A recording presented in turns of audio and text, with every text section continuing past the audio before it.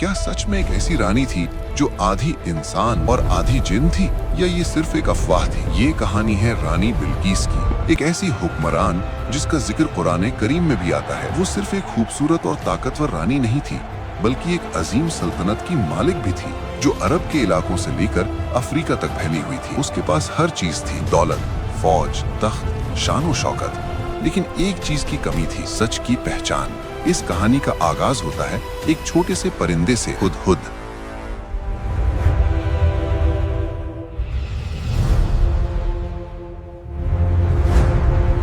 एक दिन हजरत सुलेमान अलैहिस्सलाम अपनी अजीम फौज का जायजा ले रहे थे।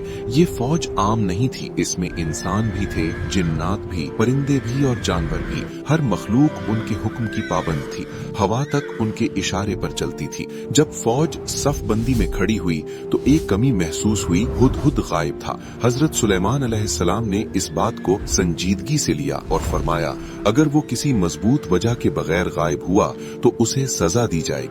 दूसरी तरफ हुदहुद एक दूर के मुल्क सबा में था।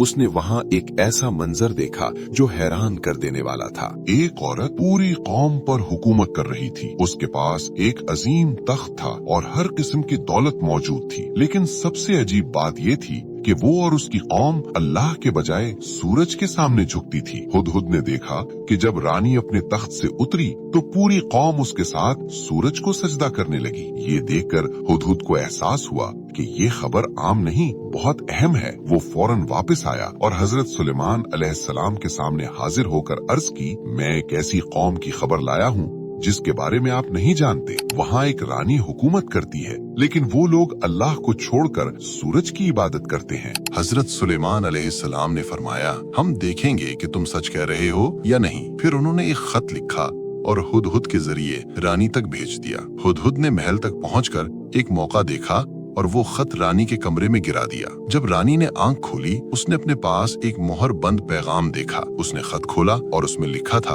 अल्लाह के नाम पे ईमान लाओ, तकब्बुर न करो और मेरे पास फर्मा बरदार होकर आ जाओ। रानी बिल्किस हैरान रह गई। उसने तुरंत अपनी काउंसिल बुलाई और कहा, मुझे एक अहम पैगाम मिला है, तुम लोग क्या मशवरा देते हो? कुछ लोगों ने कहा, हम ताकतवर हैं, हमें जंग करनी चाहिए। लेकिन रानी ने अपनी दानी का सबूत दिया और कहा, जब बादशाह किसी मुल्क पर हमला करते हैं तो वहाँ तबाही मच जाती है।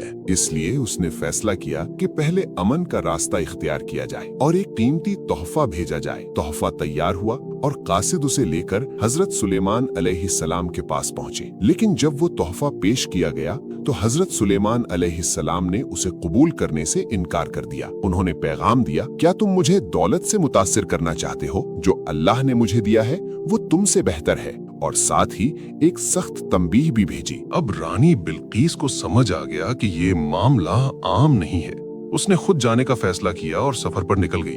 इधर हजरत सुलेमान अलैहिस्सलाम ने अपनी मजलिस में पूछा, कौन रानी का तख्त यहाँ ला सकता है? एक जिन ने अपनी ताकत का इजहार किया और कहा कि वो उसे उठा कर ले आएगा।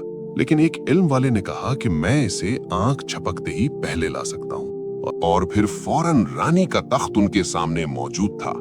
ये तख्त कोई आम तख्त नहीं, बल्कि बल्कीस की शान था। हजरत सुलेमान ने इरादा किया कि जब बल्कीस यहाँ पहुंचेगी तो उसे ऐसा मंजर दिखाया जाएगा कि उसकी आंखों से जहालत का पर्दा हट जाए, ताकि उसे पता चले कि ये दावत कोई आम दावत नहीं, बल्कि अल्लाह की मोहब्बत की दावत है। मलका बल्कीस और उसका काफिला सल्तनत सुलेमान पहुंच जाता है। बल्कीस देखकर हैरान होती है कि ये कैसी सल्तनत है जिसकी फौज, जानवर, जिन और इंसान है। मलका बल्कीस को हजरत सुलेमान के सामने पेश किया जाता है। हजरत सुलेमान ने उसके सामने एक इम्तिहान रख दिया और उसे पूछा, क्या तुम ये तख्त पहचानती हो? बल्कीस तख्त देखकर हैरान हुई। ये उसके तख्त जैसा था, लेकिन कुछ तब्दीलियां की गई थीं। बल्कीस सोचने के बाद बोली, हाँ, ये मेरे तख्त जैसा है। ये अल्फाज उसकी हिकमत बयान कर रहे थे। उसने सच्चाई को झुटलाया भी नहीं और जल्दबाजी में कोई फैसला भी नहीं किया। हजरत सुलेमान को बल्कीस के जवाब से अंदाजा हो गया था कि वो एक काबिल मलका है। फिर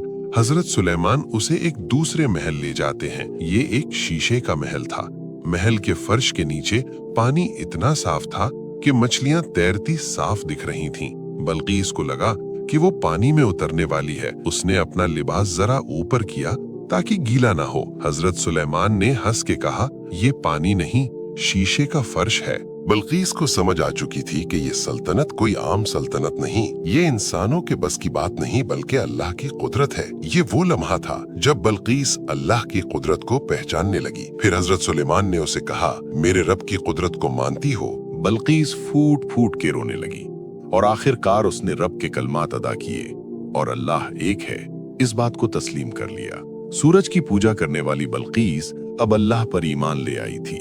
ये वाकया कुरान में भी बयान है और कुछ रिवायतों में भी। यूं एक छोटे से परिंदे हुदहुद की वजह से मलका बल्कीस और उसकी सल्तनत सच्चाई से वाकिफ हुई। बेशक वो हमारा एक खुदा ही है जो ये कर सकता है, इसलिए कमेंट में अल्लाहु अकबर लिखो।